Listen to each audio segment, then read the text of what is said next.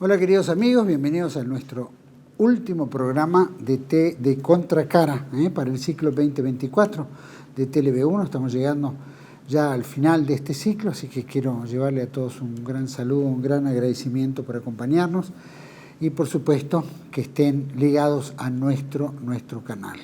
Todos los que ayudan, los que nos acompañan, nos difunden, todo nuestro agradecimiento y por supuesto los que colaboran con TLV1, que han sido tan fieles durante este 2024. Espero que la fidelidad continúe en el 2025, en este nuevo año que se va a iniciar. Por supuesto, seguimos transmitiendo a través de nuestra página web, que es www.canaltelev1.com, debajo de este programa en las redes sociales, y por supuesto ponemos el programa bajo la protección y advocación de la Virgen de Guadalupe, Reina y Señora, Emperatriz de América, que con la Virgen de Luján le pedimos nos guíe en el camino del bien, la verdad y la belleza, especialmente en estas épocas tan difíciles, y a nuestros enemigos ocultos y enemigos de la patria.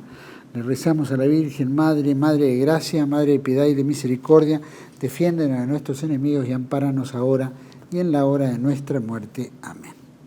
Programa de hoy, tengo el gusto de que vamos a llegar al último programa, que lo hacemos con nuestro querido amigo Carlos José Haga, a quien por supuesto le damos la bienvenida. Gracias, Carlos.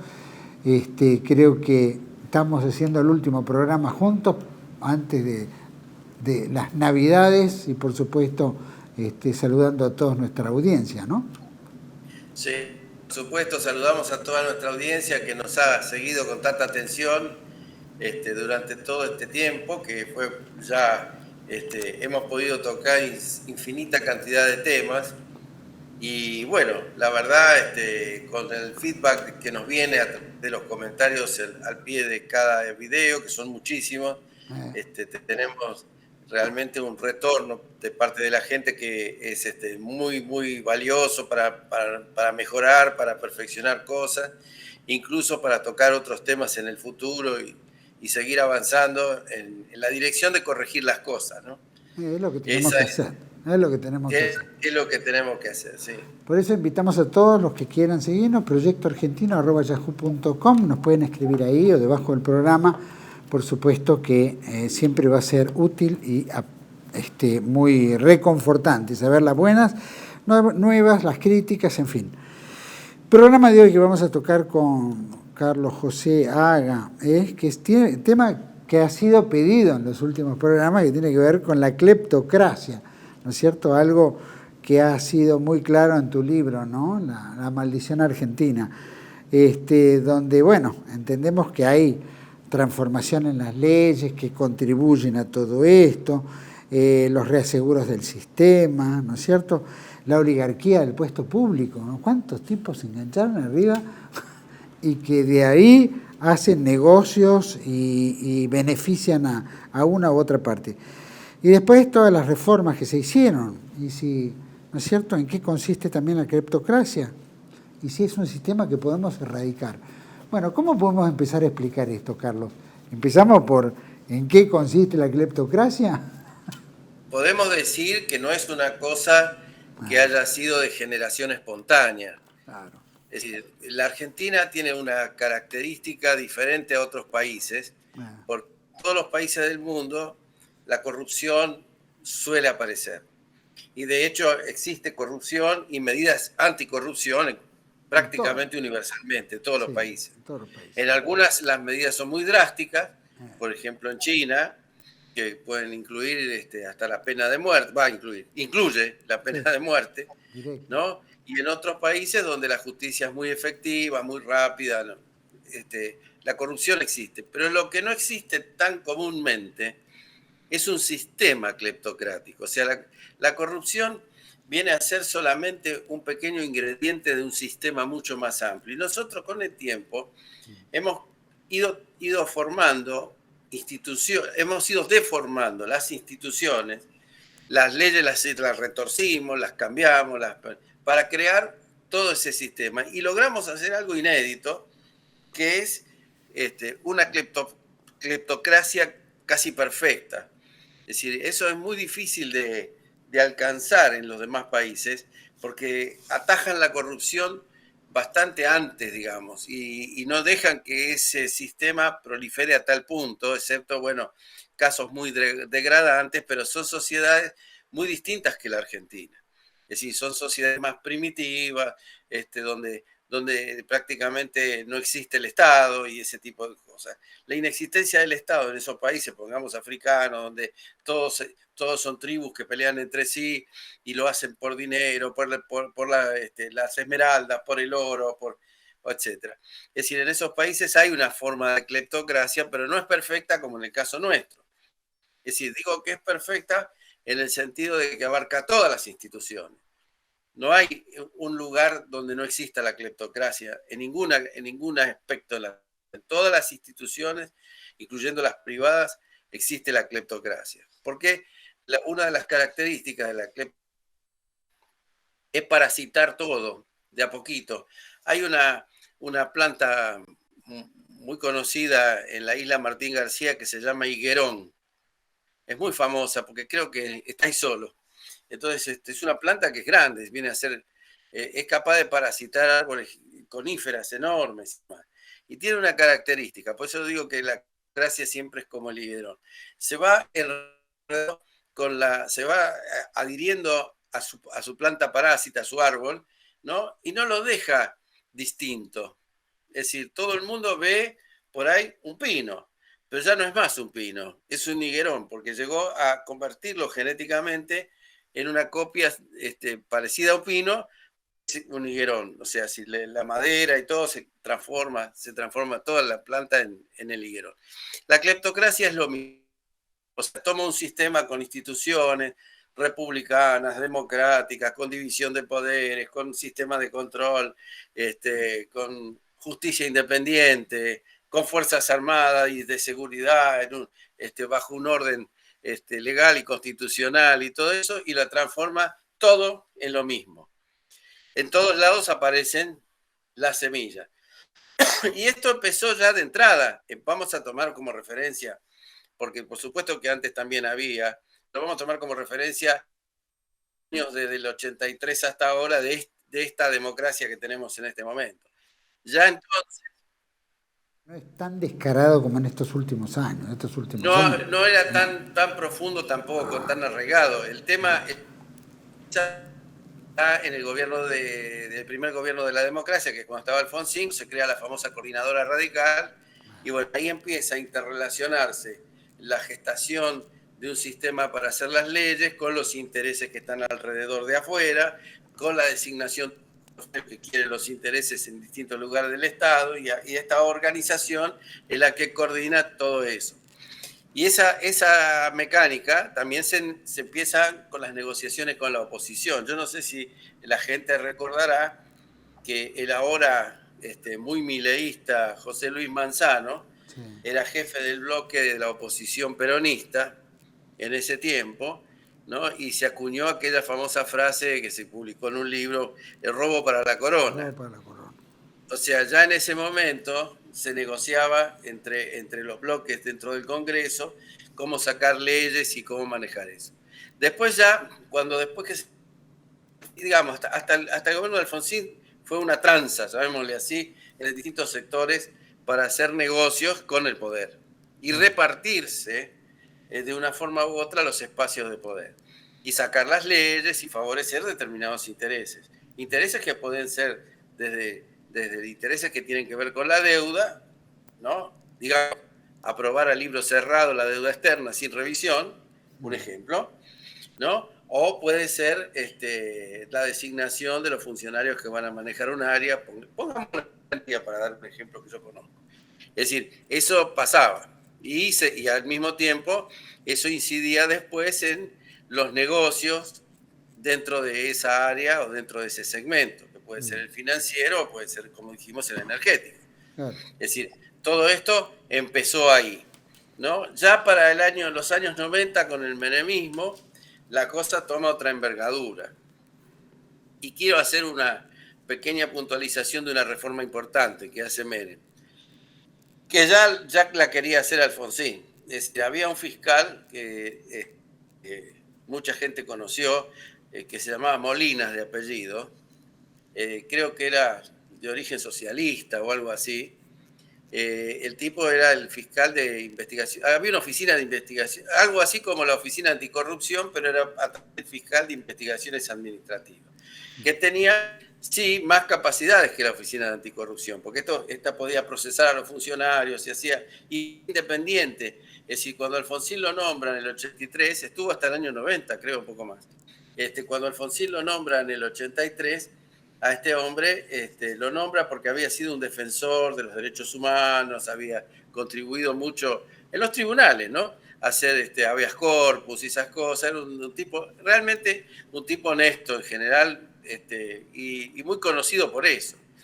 Pero el tipo, claro, cuando empezó a ver estos procedimientos, se empezó a entrometer.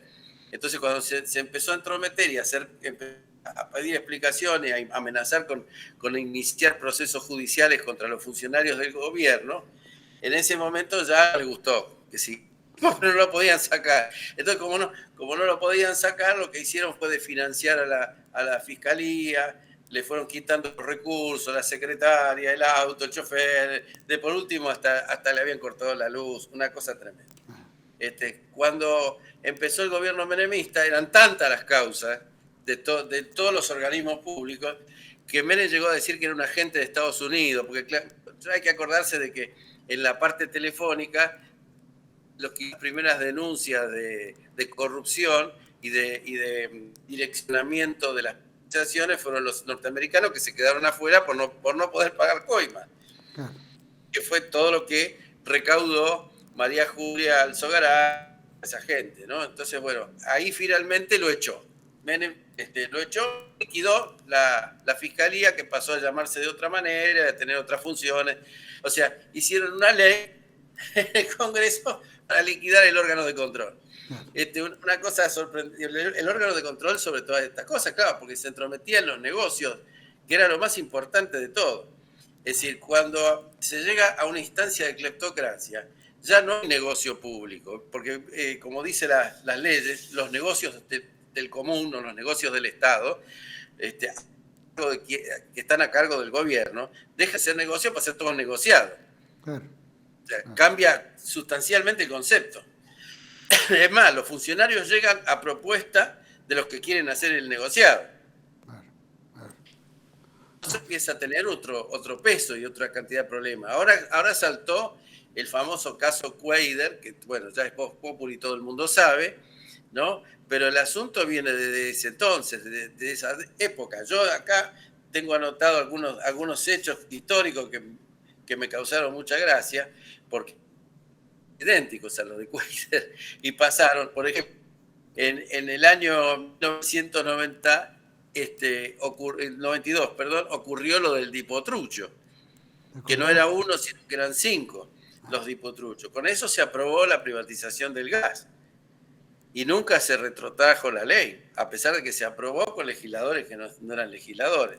En 1992 también, y voy a citar, el diputado Luis Sadi denunció por todos lados, ¿no? Incluyendo que hizo la denuncia, que se habían repartido 8 millones de dólares por la privatización de YPF. Y dio un detalle muy interesante. Dijo que le daba, senador, ¿no? Esto era en el Senado, 3 millones de dólares a cuenta y 5 millones cuando se aprobara. Mira. ¿No? Y aparentemente cuando él hizo todas esas denuncias, mucha gente del ambiente dijo que como a él no le habían dado los 8 completos, el tipo estaba haciendo toda la denuncia y ventilando todo lo que había pasado con la privatización de YPF, que tampoco se revirtió. Claro. Bueno, ahí tenés los 650 palos que se llevaron los Kirchner, ¿no? También ahí tenés. Sí, bueno, sí, pero eso fue directamente dado por Cavallo, claro. Mediante un sistema como de reparación histórica por la coparticipación que no había cobrado la provincia. Y por supuesto, el problema no es que le devolvió a la provincia esa plata, sino que después los Kirchner le hicieron desaparecer. Y nunca más se supo, además, ¿no? Nunca más. Nunca más se supo. Bueno, quiero recordar, ahora que lo expulsaron a Quader, que en el 92 esto terminó con la expulsión de 2 senadores. 2 senadores fueron expulsados Uno de ellos el propio Sadi, ¿no? que denunció. Que denunció. El que denunció. Que arruinó, ¿no?, la fiesta. Ahí, claro, ventiló lo que no tenía que ventilar. En el año 2000 estuvo todo lo de la Rúa con el tema de las coimas, la ley Banelco, sí, por la ley laboral, que sacaron plata de la CIDE, y el único que está preso, que terminó preso, fue el arrepentido, Pontacuarto. Pontacuarto era un empleado del Senado al que le dijeron, bueno, vos andaste a la CIDE, sacá tantos millones de dólares, llevar a la casa de este senador, que va a haber otros 4 senadores, y le repartís a cada uno su parte para que nos vote la ley. Y eso así ocurrió. Y saltó todo el escándalo famoso, ¿no? De las coimas en el Senado, llevó la renuncia del vicepresidente, que era Chacho Álvarez, y todo. O sea, cómo este sistema se va consolidando, pero no es solamente el Poder Legislativo. Estas cosas del Poder Legislativo son las que aflorecieron a la luz pública, y todo el mundo dijo, uy, qué barbaridad, y que se reparten la plata así. Pero esto ocurre constantemente en todos los órganos públicos, en la justicia, en todos lados. O sea, porque la justicia debía ser la que reparara estos asuntos, pero también forma parte del mismo problema. Y la parte del mismo problema porque una de las características de este sistema cleptocrático es la parcelación. Y la parcelación de la justicia es un hecho. Entonces, hay jueces que responden a un grupo de estas pandillas que o sea, una cosa importante en la cleptocracia es que el Estado es un botín. Ya no es más una organización para el servicio del bien común y todo lo que dice lo que debería decir la normativa. Es simplemente un botín. Y un botín que se disputan entre grupos bastante pandilleros entre sí, que no son enemigos. Son enemigos cuando hay elecciones, pero después de las elecciones empiezan todas estas componentes de las que estamos hablando. Claro. Es decir, hay que hacer un poquitito más de memoria. En 2008, cuando ocurrió el fenómeno de la 125, ¿se acuerdan ustedes que Cobos desempató en el no positivo? O sea, llamarlo así, el no positivo. Hubo otro senador, Rached, de la provincia de Santiago del Estero, ¿no?, que dijo que mientras estaba en la sesión recibía mensajes donde le dijeron, mensajitos, ¿no?, donde le dijeron, hay 2 millones para vos, ¿no? Como él no contestó, un siguiente mensaje dice, bueno, pedí lo que quieras. Claro. Y lo contó y mostró los mensajes a todos lados. O sea que el caso Cuader no es nada, es la misma cosa, ¿no? Después fuimos a la provincia de Buenos Aires, ahora más recientemente, todo el mundo se debe acordar, porque esto es ahora, el famoso caso Chocolate. Chocolate, ¿te acordás? Donde una persona que le ponían, que recibía ese apodo, iba, ¿cómo lo sorprenden? El tipo iba al cajero, daba 30 o 40 sueldos, él solo, en el cajero, que lo hacía para algunos legisladores a los que se repartían esa plata que salía del Senado de la provincia de Buenos Aires, y iba a parar los bolsillos de toda esta gente. Entonces, se mete en un cajero y el tipo llevaba como 30 tarjetas de débito, no sé, las que fueran, para ir retirando lo hacía casi todos los días encima, porque además las cámaras después demostraron que lo hacía seguido. Entonces el tipo iba ahí, sacaba toda esa plata y la repartía, ¿no? En un acto de corrupción convenida entre todos los bloques. Fragante. ¿No? Esto se descubrió así, el famoso caso Chocolate, y se publicó por todos lados. Y eso está poniendo en evidencia a qué grado de impunidad se llega con la cleptocracia.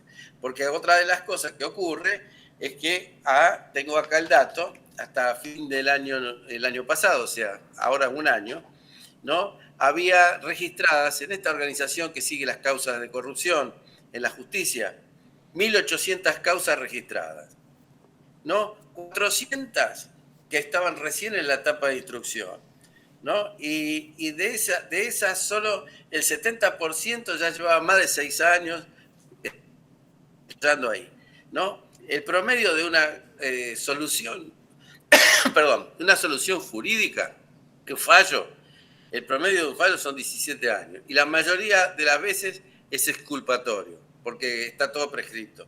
para ese entonces, ¿no? En Pekín, la cleptocracia se ocupó de bajar las penas para el que roba al Estado.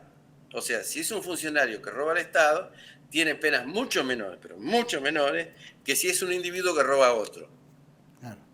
¿No? O sea, a medida que se fue modificando el Código Penal, ese tipo de penas que son por esta escala fueron bajando la importancia. Todas son escarcelables. Y dicho, nadie va preso por robar al Estado. Ya clarito, ¿no? Absolutamente nada, ¿no? Ahora, no es esta la única ley que se retuerce. Se retuercen las leyes de los nombramientos, se retuerce principalmente la estructura del Estado. El Estado empieza a estar formado por una oligarquía. Esto es muy importante. La oligarquía está formada por todos los partidos. No es que hay uno que sí, otro que no. En realidad, para poder llegar hasta ahí, los filtros y los sistemas que estableció el mismo sistema, que es electoral, partidario, político partidario, toda esta legislación que sí se fue cambiando prácticamente muy subsecuente para empeorarlas, en todos los casos para hacerla más difícil. Entonces necesitan formar parte del club. Y entonces al ser parte del club se va llenando de gente. ¿Cuánta gente? O sea, si uno dice, son los cargos selectivos. No, los cargos selectivos en total son 53.000 en todo el país. Y vamos a hablar de los nacionales, provinciales, municipales. Pero de esa gente, a su vez, designa un montón de gente más. Y tiene a su cargo, por decirlo así, porque en realidad lo tiene el Estado, a través de muchos sistemas de contrataciones, de cosas, demás. Tiene 10 veces más. O sea, hay 600.000 personas trabajando en política en la Argentina. Es decir, el verdadero costo de la política está en los empleados públicos que ven Milei, no está en los jubilados, no está. Ahí sí que hay un montón de cosas, porque ahí es donde se otorgan no los sueldos nada más. Ahí se otorgan las prebendas, se dan los contratos, se compran cosas, se venden cosas. Ahí pasa de todo, ¿no? Pues estamos hablando de la masividad de todo el Estado, que lo han deformado para que funcione así. Nosotros tenemos un funcionario de este tipo cada 74 personas.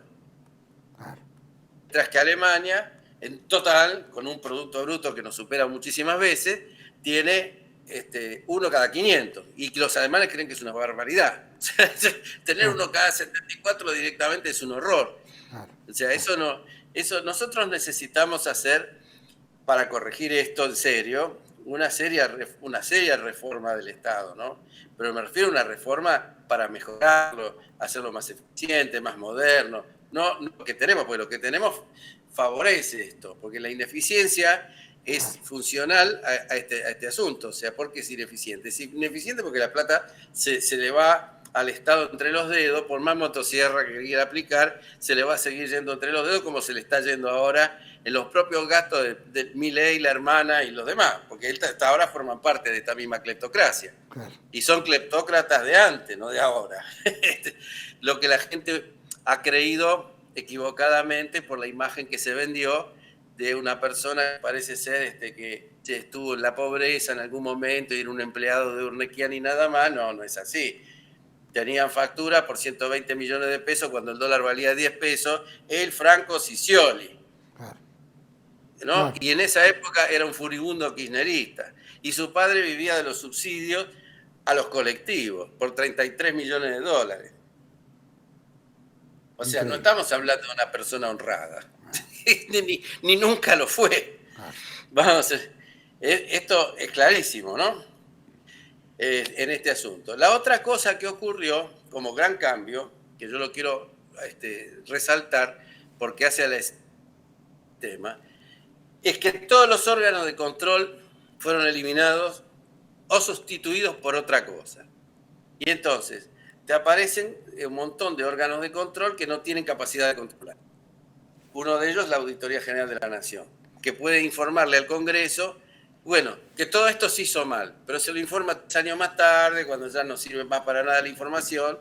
Entonces que se sepa que se hizo todo mal y que se perdieron millones y millones de dólares en la nada.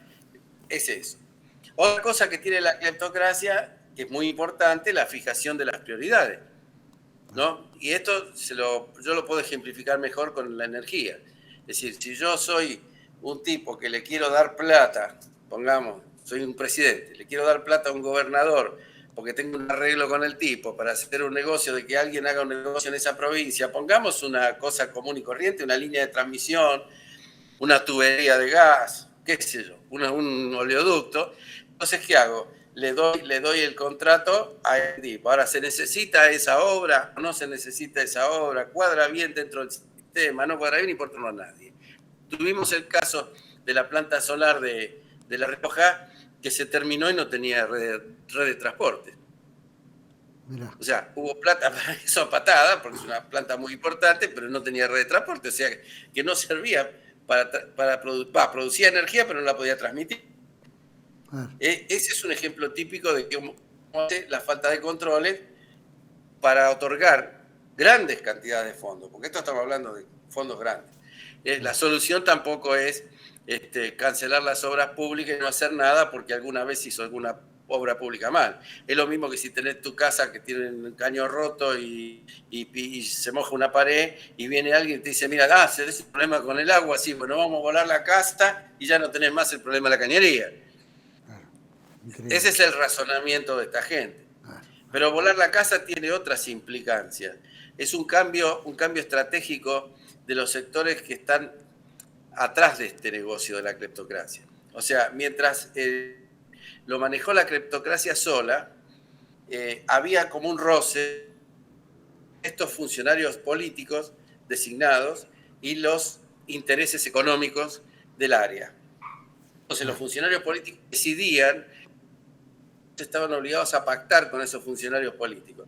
Cuando viene Milei, esto se lleva a la máxima expresión. Entonces dice, vamos a hacer una cosa, directamente repartimos el Estado, lo partimos en pedacitos y se los damos a ellos. O sea, ya no vas a tener más un funcionario político que te esté mandando o diciendo o sacando plata. O sea, es el sumum, es el sueño perfecto. Vamos al negocio directo. Es claro, vas a ser atendido por su dueño. Se diría, ¿no? Así en broma. ¿No? La otra cosa, los demás órganos de control también que se crean para favorecer intereses sin perjudicar a la población. Entonces, los órganos de control, como el ENRE, el Enargas, el órgano de control de telefonía y todo eso, trabajan para las empresas del sector y no para y tampoco se puede hacer nada, porque, por ejemplo, las audiencias públicas, pongamos casos ambientales, que son muchos y muy serios, las audiencias públicas son una obligación convocarlas, pero no es una obligación respetar nada de lo que se diga ahí. Es decir, Macri se equivocó cuando le tocó aumentar la electricidad y el gas y todo eso y mandó las tarifas y la Corte Suprema dijo, no, está hecho. Todo para atrás, y les fue todo para atrás, ¿no? Entonces dice, ¿por qué? ¿Qué es lo que está mal hecho? Se olvidaron de hacer la audiencia. Entonces hicieron la audiencia y después aumentaron 3000%. Todos los que fueron a la audiencia dijeron que no querían el aumento. O sea, no le importó. Lo mismo ocurrió con la audiencia que se hizo en Mar del Plata por la explotación offshore del petróleo que fracasó. Fracasó, pero porque no encontraron nada, pues no había.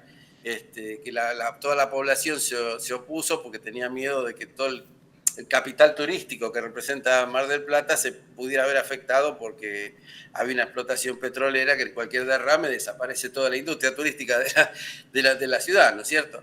Entonces, bueno, se opusieron todos, pero está bien, marche preso, le mandaron el contrato y Equinor no encontró nada. Pero esto es una prueba de cómo es, hasta dónde se van cambiando las reglas. Es decir, así se van modificando todas las cosas hasta que funciona. Es decir, si uno dice la cleptocracia, como podría suponerse, simplemente ir y robar al Estado, no, eso no es así. Es algo más complejo en el sentido de que que no es ilegal lo que se hace. Hay leyes que permiten cualquier cosa y es difícil después dar las vueltas. Es cleptocrático también esto de elegir los tribunales internacionales y mandar a hacer firmar préstamos y firmar condiciones en contratos con extranjeros que sabemos nosotros que son incumplibles y que después van a terminar en un juicio que nos van a sacar 400, 1.000, 500 millones de dólares. Todo eso está calculado. Y hay alguien que gana dentro y afuera del país. Increíble. Eso es cleptocracia. Eso es cleptocracia. Que Carlos, haya un beneficiario. Sí. Carlos, te propongo ir a un pequeño corte. Vamos al corte. Y por supuesto, sí, seguimos con esto de la cleptocracia. Vamos a un pequeño corte y volvemos enseguida con Carlos Joseaga. TLV1 se complace en anunciar que estará transmitiendo en su canal TLV1 Clips valiosos programas emitidos antes de la censura sufrida. El lienzo prohibido, el revés del derecho, combates por nuestra historia, disenso, historias de Malvinas, entre otros que podrán encontrar en este enlace.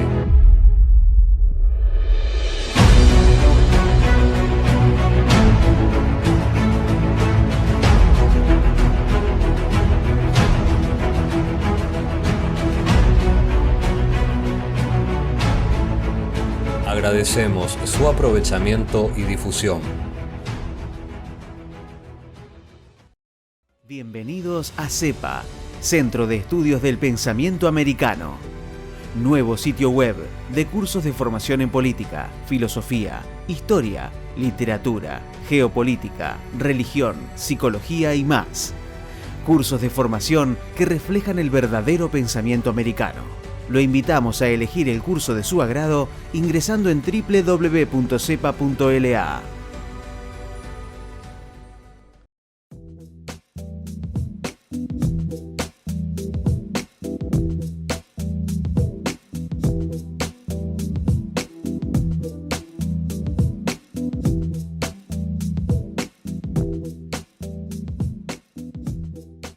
Decir siempre la verdad primero tiene un precio. Dependemos de tu ayuda. TLV1, toda la verdad primero.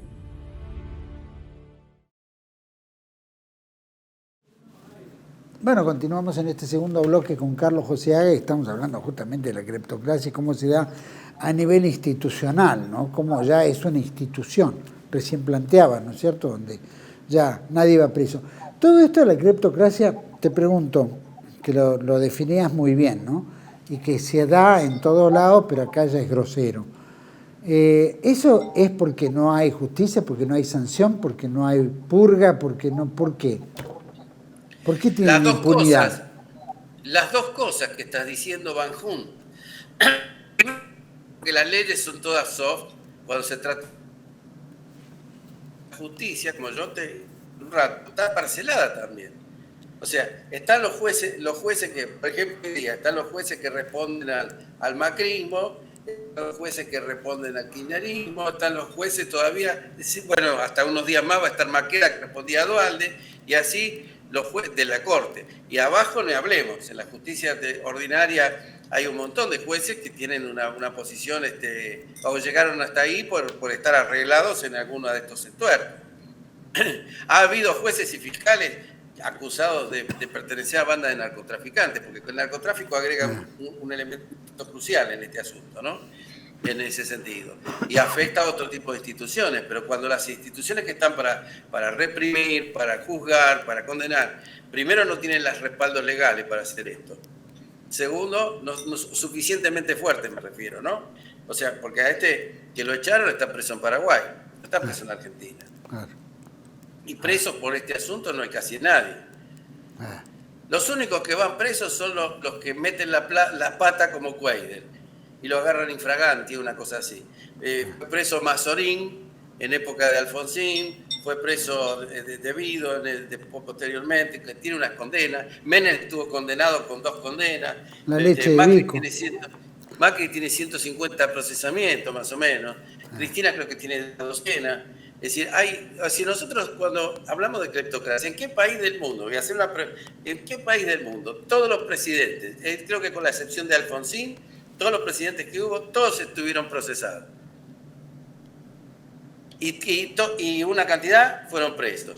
Y el caso Menem estuvo preso ahí en la Quinta de Gostañán cuando salió del gobierno. Cristina. ¿No? Y no fue preso a pesar de sus 2 condenas, porque tenía fuero y estaba en el Senado. Porque por esa razón estaba en el Senado. ¿No? La otra cosa que tiene que ver con este asunto y que ayuda un montón es que desde la crisis de 1890, mirá dónde me voy ahora, la crisis de 1890 en adelante, empezó a existir el fenómeno de los poderes especiales, delegados.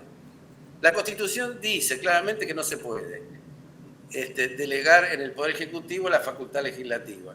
Pero, sin embargo, todo el mundo ha hecho la vista gorda durante todos estos gobiernos y siempre los presidentes contaron con poderes especiales. Milei no estaría haciendo muchas de las cosas que está haciendo y haciendo DNU y tratando de gobernar con decretos si no tuviera poderes especiales delegados por este Congreso, claro, donde no tiene mayoría. Ahí lo que se ve es cómo funciona el régimen. Claro. Esto es más transparente imposible. Lo que ocurre es que la gente se engaña porque cree que estamos en un sistema democrático, republicano y federal.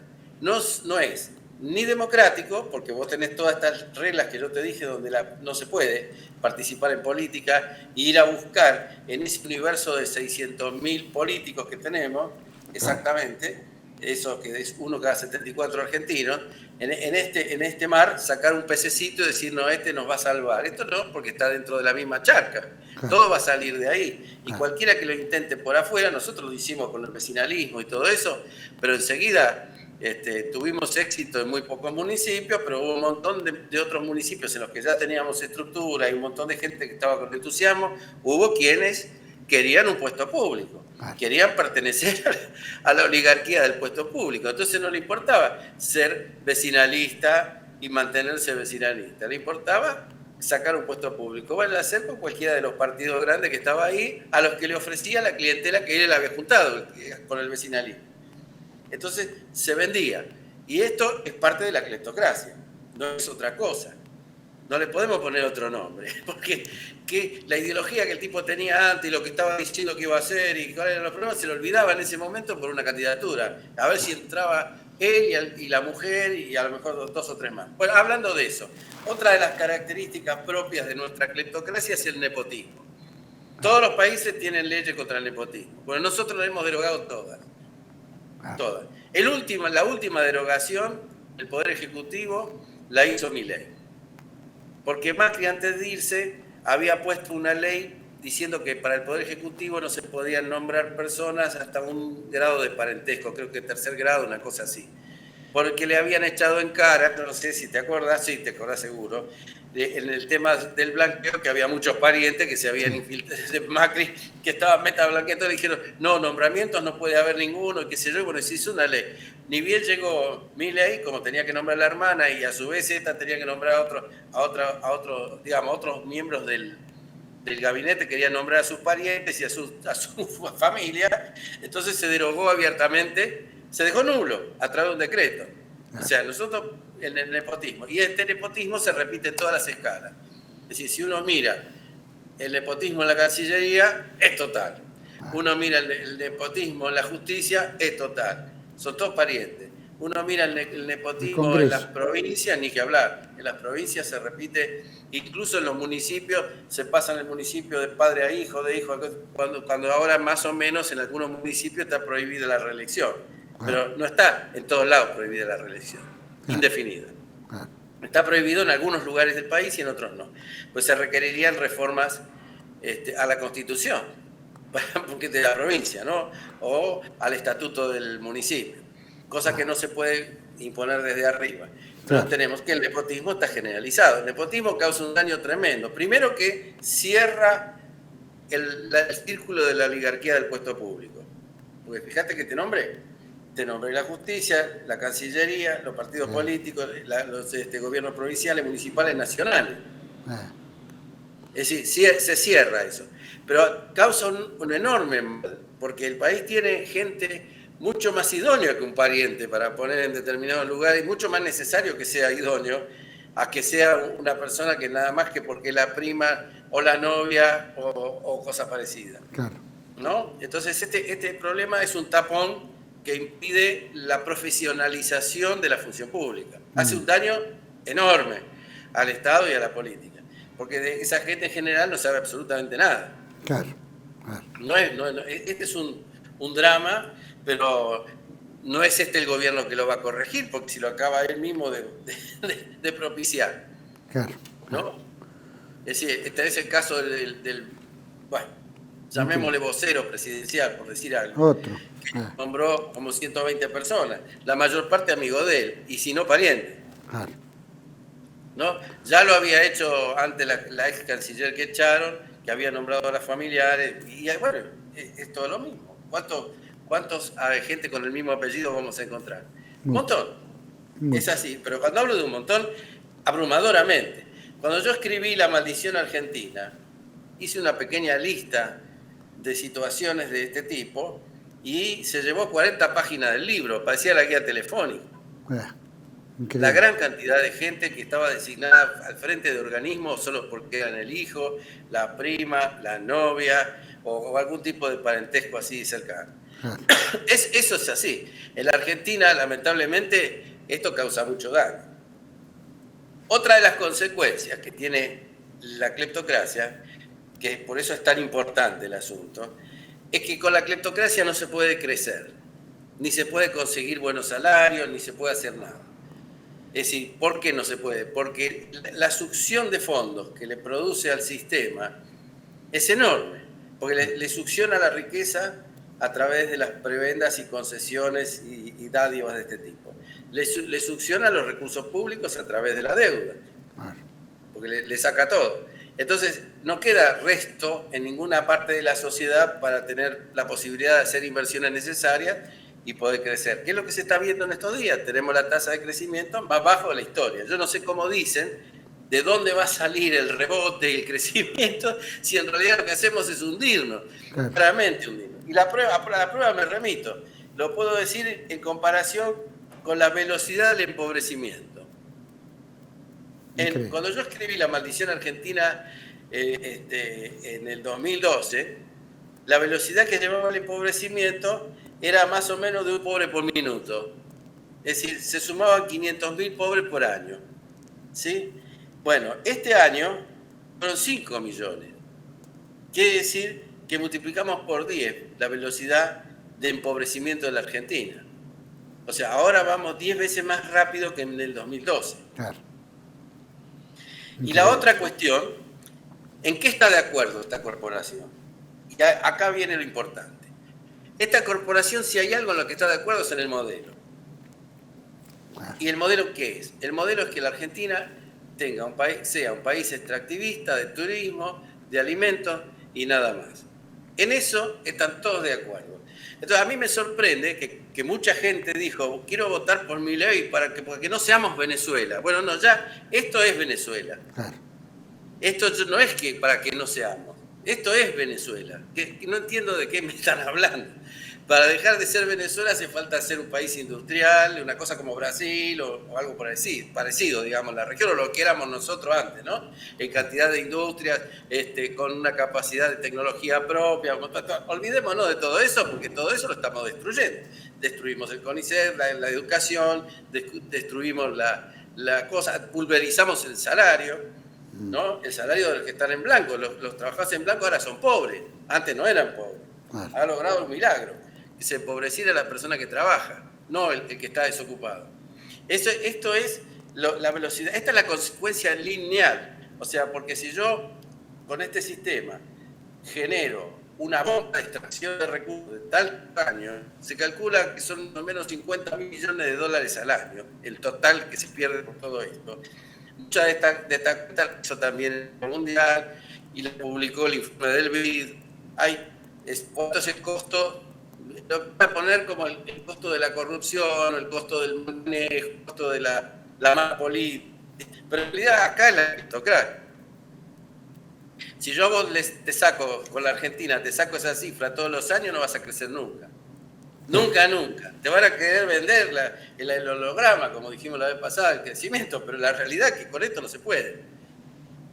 No hay forma, porque no tenés de dónde sacar dinero para invertir y no tenés proyectos para invertir porque todo se va al extranjero. Se va hasta el extranjero el litio y el resultado del litio. Se va a ir al extranjero el gas y el resultado del gas. Se va a ir el petróleo y el resultado del petróleo y así sucesivamente también se va a ir los dólares para pagar a los acreedores y las refinanciaciones eternas y constantes de todas estas deudas.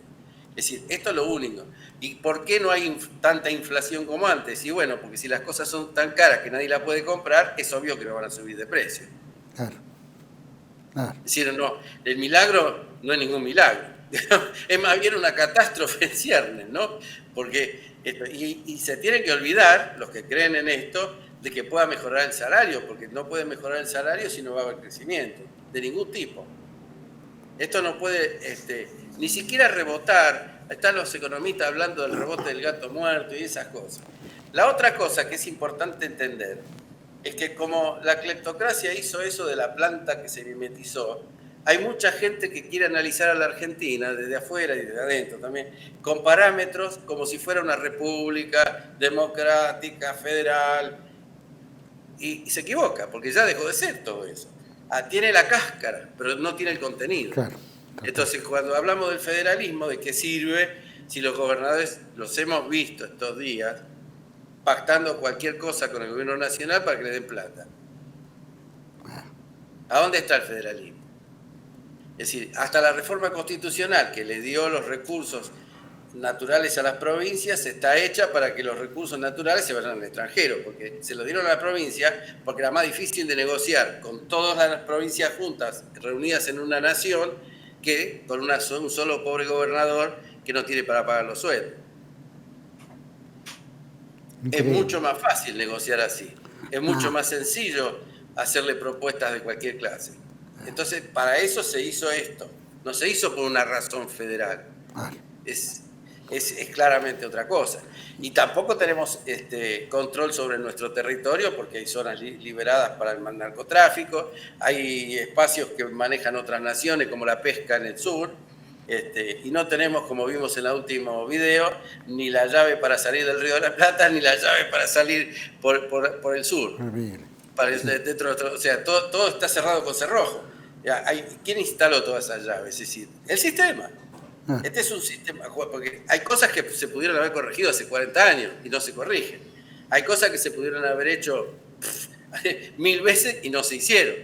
Esto es evidente que forma parte de la mecánica del régimen. Por eso la cleptocracia es no solo muy dañina, sino muy compleja. O sea, no es tan simple, porque uno toca en un lado y se repercute rápido en el otro. Claro. Porque está todo interconectado. Es decir, uno va y lo mete preso, por ejemplo, descubre que caso Quader, ¿no? Pero enseguida sale el sistema a hacer la defensa. No sé si se habrá dado cuenta la gente, estoy seguro que sí, ¿no? De cómo lo trataron de exculpar a Quader para que no vaya preso, ¿no? Ahora quieren hacer caer la sesión donde se lo expulsó, ¿no? Esta misma suerte corrieron leyes electorales como la mejora de la repartija de las proporciones entre las provincias, sobre todo con la cantidad de legisladores, la ley de la famosa ficha limpia, la posibilidad de hacer algún tipo de examen toxicológico a algunos legisladores. Todo eso fracasa y va a seguir fracasando porque todo se va a unir en corporación a decir que no, ¿no? Y si pasa el caso desgraciado de que aparece un Quader, todo el mundo va a tratar de protegerlo, por lo menos hasta que la gente se olvide y pase lo que pasó con Mazzorín, que terminó siendo el jefe de compra de la ciudad de Buenos Aires. Claro. O Vico, o tantos. Sí. Hay una... No hay currícula, hay prontuario. Increíble. ¿No? Sí. Ahora, el tema del modelo no es menor, porque este es el asunto de por qué pasa. Esto pasa porque una gran parte de la oposición actual, como cree que el modelo es ese, es el modelo extractivista, primario y productor de alimentos, como cree eso y cree que para eso hay que llegar a través de un trabajo sucio, prefieren que el trabajo sucio lo haga Milei, que después un día se quemará vivo por hacerlo y toda la historia, pero ya cuando el estropicio está hecho, porque está a la vista, uno vemos que allá aceleramos de 1 a 10 la cantidad de pobres por minuto y aceleramos la caída de las empresas argentinas, ya se cayeron 60.000 y aceleramos, este es el modelo que se está aplicando. Entonces no es una cuestión de mala política o de errores económicos, no hay ningún error, esto es la cleptocracia Esto es lo que está dictando el interés que está atrás. El interés que está atrás está dibujando una Argentina y está queriendo que la gente piense que no hay opción, que es esto o no se sabe qué, ¿no? Y ahí sí hay opción, porque realmente nosotros tenemos que irrumpir con un proyecto que revolucione el Estado, que revolucione la política, que cambie las reglas. La otra cosa que tiene la cleptocracia es que no es solamente un sistema político, es también un sistema social. Infiltra las capas sociales, las vuelve individualistas, las vuelve poco empáticas o nada empáticas con los demás, rompe todo lo que sean sistemas cooperativos entre las personas, arruina la solidaridad. Es decir, la cleptocracia genera esa cosa, yo me salvo y que nadie, lo demás que se pudra, es decir, y todo lo demás. Y esto lo va a vivir ahora el propio gobierno cuando se le vayan una multitud de los que lo votaron, se van a ir a Brasil y le van a gastar 8.000 millones de dólares, va a ser un agujero tremendo, y esto pensando que los podían retener con las cosas, de permitirle comprar algunas cosas en el exterior.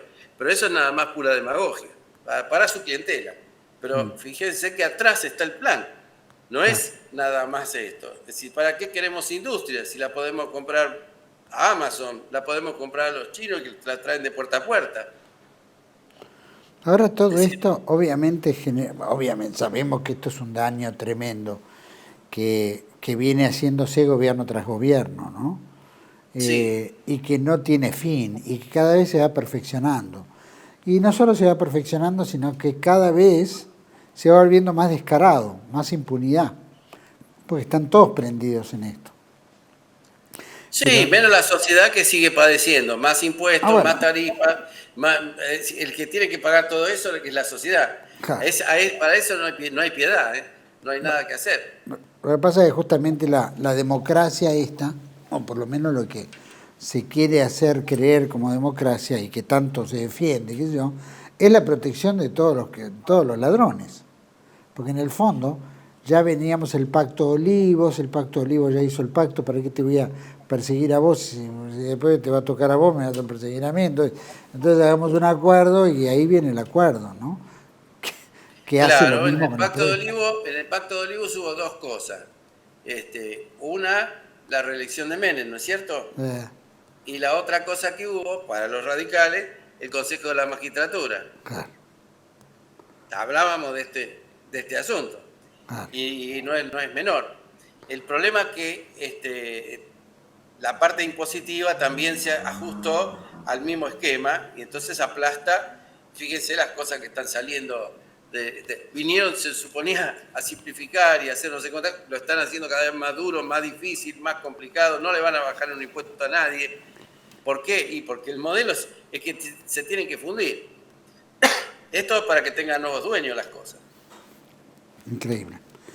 Eso así está funcionando. O sea, acá, ¿qué pasó?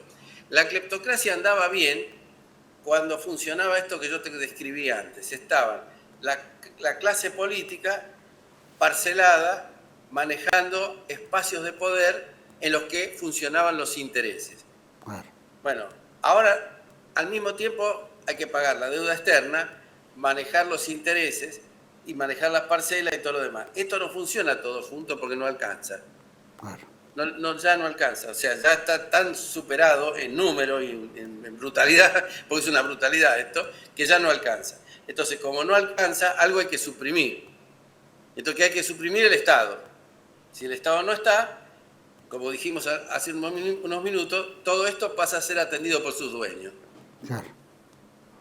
Y ahí es porque hay una coincidencia en una gran parte incluso hasta de la burguesía tradicional de la Argentina, hay una coincidencia en que el Estado es lo que hay que eliminar y todo eso. Es una equivocación porque a la gran mayoría de todos esos sectores que son industriales y demás les espera la quiebra. Claro. Mientras que a los grandes intereses que se van a quedar con las cosas, eso no les espera la quiebra, sino quedarse con las cosas de los otros. Claro. O sea, eso sí que están, como dijo alguien alguna vez, serruchando la rama en la que están sentados. Claro. Sí. Pero esto también forma parte de la cultura. Cuando te hablan de la batalla cultural es esto, es cambiar todo el esquema para que en lugar de ser dueños de las cosas, la sociedad, sean dueños otras personas. Claro. Lo que te están tratando de decir es que ese es el cambio cultural y la famosa batalla que están dando. ¿no? Calificando al resto de la sociedad de distintas cosas, de algunos de zurda, de izquierdista, socialista, no sé, epítetos, porque en realidad nunca, ¿no? Pues también se le aplicó a gente de los países vecinos, ¿no? Epítetos parecidos que a ellos, bueno, le entra por una oreja, le sale por la otra, pero acá adentro no. Acá adentro hace mella y hay gente que dice, no, sí, supriman esto, supriman lo otro, como si pensar que escupir para arriba finalmente tiene algún beneficio. Claro. ¿No? Son cosas muy complejas. Por eso la cleptocracia yo la veo como en el centro del problema. Nosotros constituimos eso. Y para desarmar eso hay que cambiar leyes, hay que cambiar normas, hay que restaurar todo el sistema de control, hay que modernizar el Estado, porque todo esto que permite las filtraciones es el Estado, ¿no? Por ejemplo, el Estado para cobrar te aplica la máxima tecnología que existe, pero para gastar no hay ninguna tecnología. Anotan con lápices sobre una libreta de almacenero. Y si no quedan pruebas, mejor. Y si nadie lo puede controlar, bárbaro. Es el caso típico de lo que hizo Milei con los servicios de inteligencia. Darle un presupuestazo y después ponerse a alguien para que se le lleve la plata, ¿no? Quiero decir, para que la gente lo entienda, que Cuéllar iba a ser el presidente de la comisión bicameral que iba a revisar cómo es que se gastaba la plata de la inteligencia, $100 millones. Cuéllar iba a ser el tipo. Claro. Por eso lo protegen tanto. Por eso están enojados. Me parece que sabe demasiados entretelones y además esa gente no llega ahí porque es un gran legislador, un hombre del derecho, alguien que pueda servir a la patria. No, llega ahí porque tiene una expertise de cómo quedarse con el vuelto. Claro. Tremendo. Y cómo repartirlo. Porque aparentemente las causas que tiene, las otras, las que aparecieron con esta jueza de San Isidro, Arroyo Salgado, esas causas son viejas y son de cuando Cuéllar era funcionario en la empresa eléctrica de la provincia, donde también tiene una cantidad de denuncias por malversación de fondos, de Falco, etc. Pero estas cosas no las hacía Cuéllar para Cuéllar solo. Hay que acordarse la primera versión del robo para la corona, cuando hablamos de los primeros tiempos, de la cleptocracia, cuando la cleptocracia era un bebé en la Argentina. Claro. ¿No? Acá nadie está solo. Es decir, en estos sistemas nadie está solo. Y vuelvo a repetir algo muy importante. Desde que llegó el narcotráfico a la escena, hay un factor nuevo, que también compra y vende voluntades, que también compra y vende legisladores, que también hace campaña política, que también pone plata en los demás. Así como saltó el caso Ritondo y los $2,5 millones que tienen en el exterior, saltó también el caso de Vidal, que no se sabe de dónde, bueno, no se entiende nada cómo compró ese departamento, y otros casos más. O sea, como vos ves, no hay porque uno dice, no eran los kirchneristas, pero acá en la lista me figuran un montón que son otra cosa. Y hay de otros partidos también hay. O sea, ¿por qué? Y porque este es un sistema. Se acuerdan a poner todo en la bolsa, como cuando llamaban por teléfono y le decían, hay 5 millones para cada legislador. Bueno, alguien tiene la bolsa con los 5 millones para cada uno. No es que... Y todo eso es lo que le pasó a Pontacuarto. Pontacuarto era un funcionario del Congreso que recibió la orden, en ese caso de la Rúa o de Santibáñez, no sé de quién, que le dijo, acá está la valija, hay que repartir tantos millones a cada legislador, le dio la dirección, fue la valija llena, se llevó la plata en efectivo y la repartió. Cuando él confesó y se volvió arrepentido, se autoincriminó.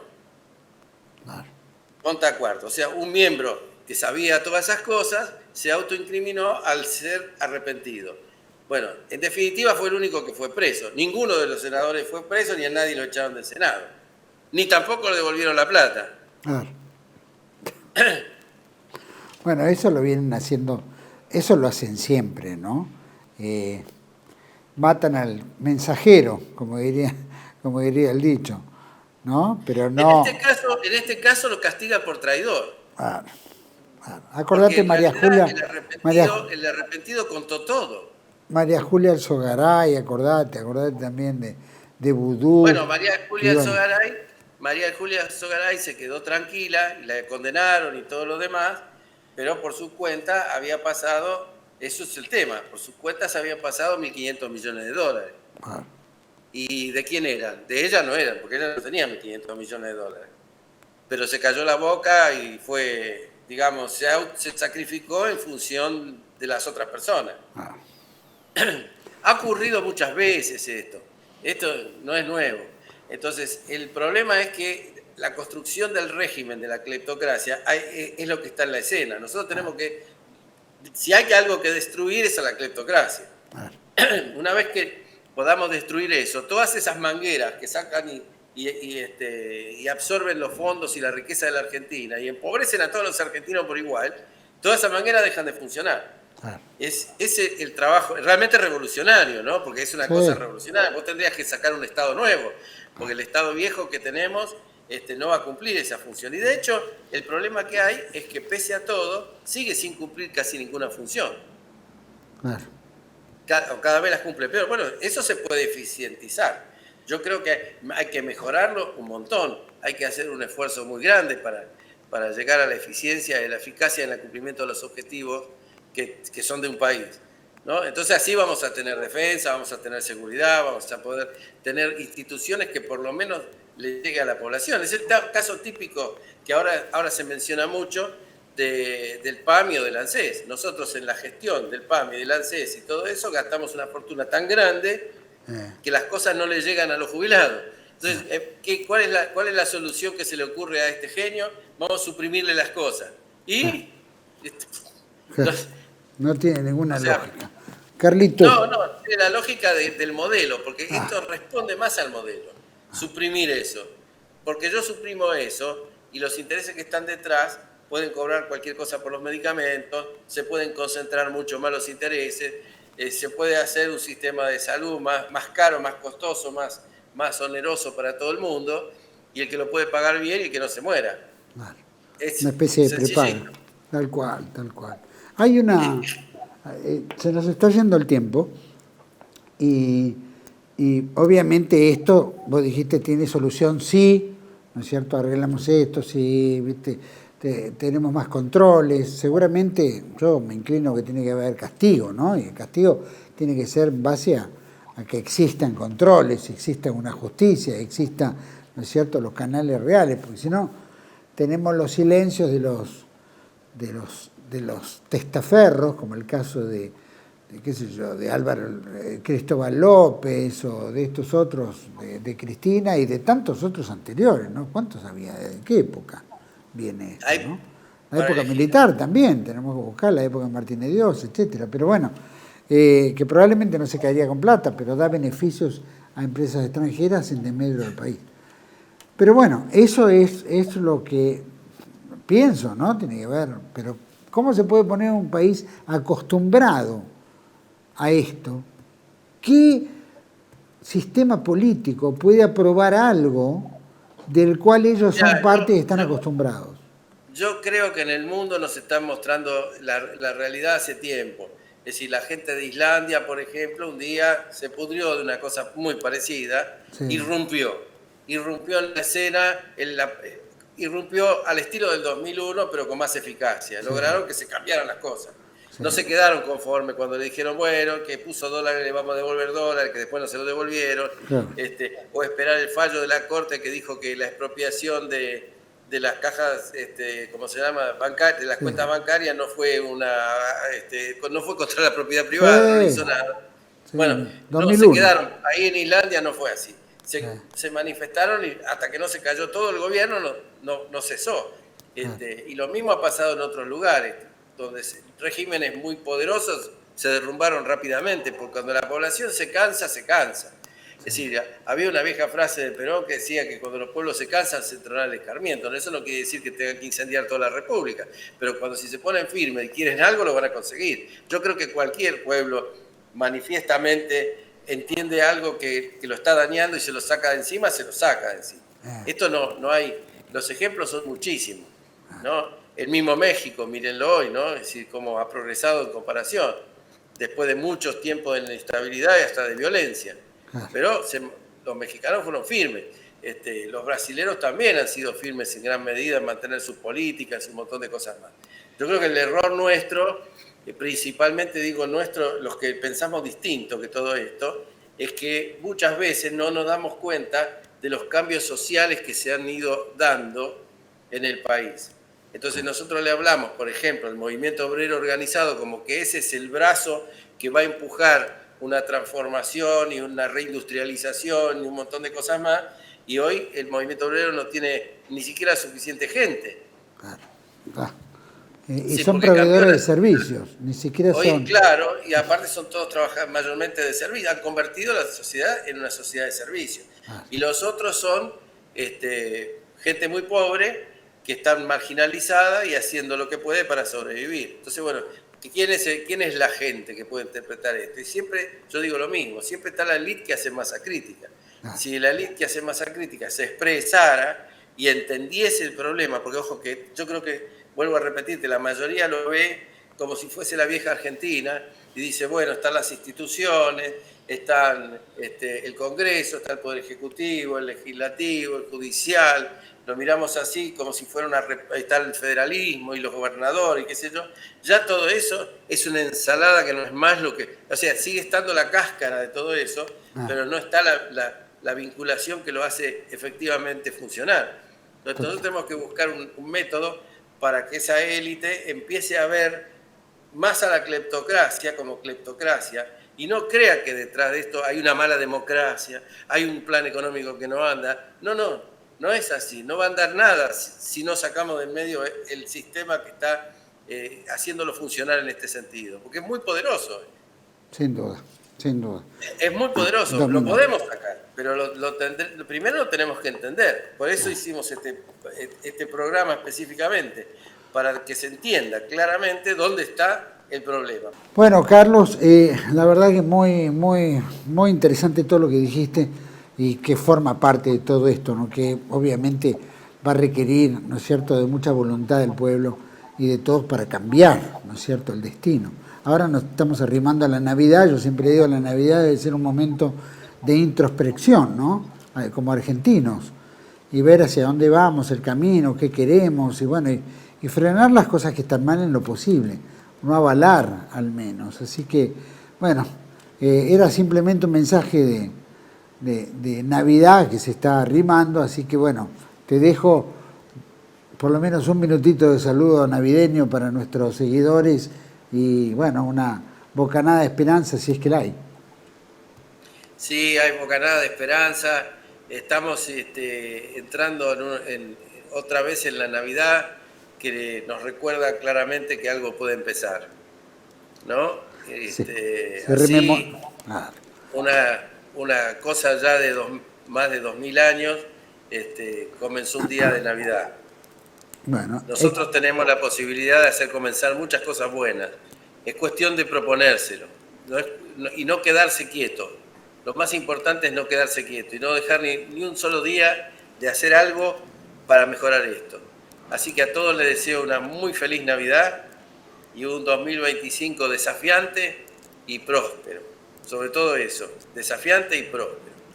Para todos los que nos escucharon con tanta paciencia durante todo este tiempo. Y nos veremos de nuevo y continuaremos en esta senda. Un abrazo. Carlos, gracias por todo. Feliz Navidad para vos, tu familia, todos.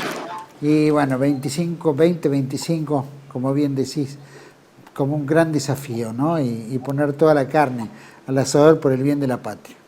Sí. Gracias a vos, gracias. Un abrazo enorme. Abrazo grande.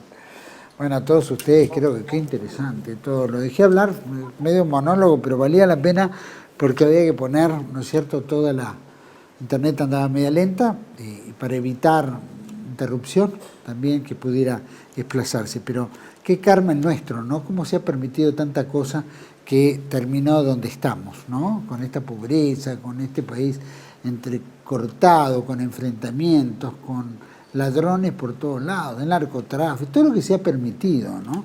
Y todo ya se hace en la cara de todos nosotros.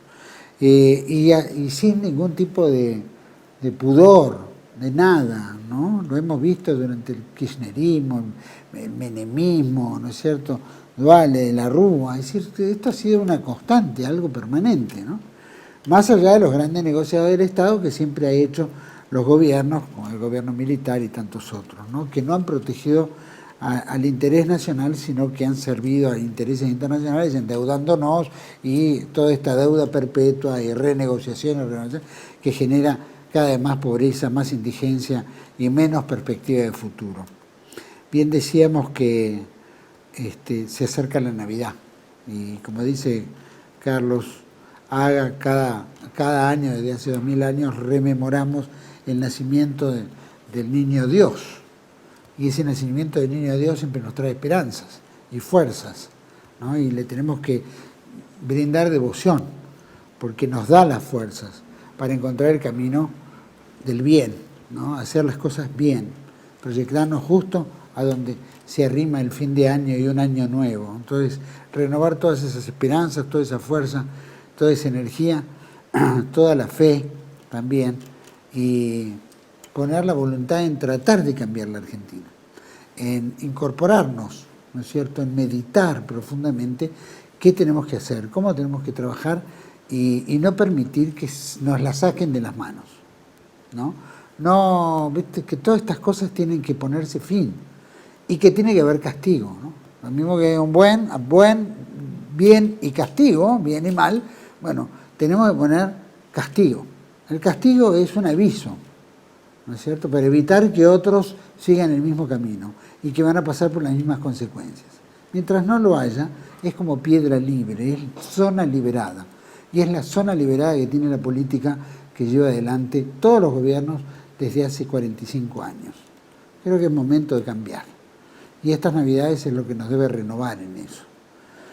Yo les deseo a todos los que nos siguen una feliz Navidad, feliz año. Esperemos que el año nos encuentre unidos y no dominados. Y con mucha fuerza de lucha por el bien, por la verdad y por la belleza. Los esperamos en el próximo año, después de este ciclo 2024, los esperamos con mucho agrado, con mucha fe, con mucha fuerza en el 2025. Felicidades para todos, feliz Navidad, feliz Año Nuevo. Gracias.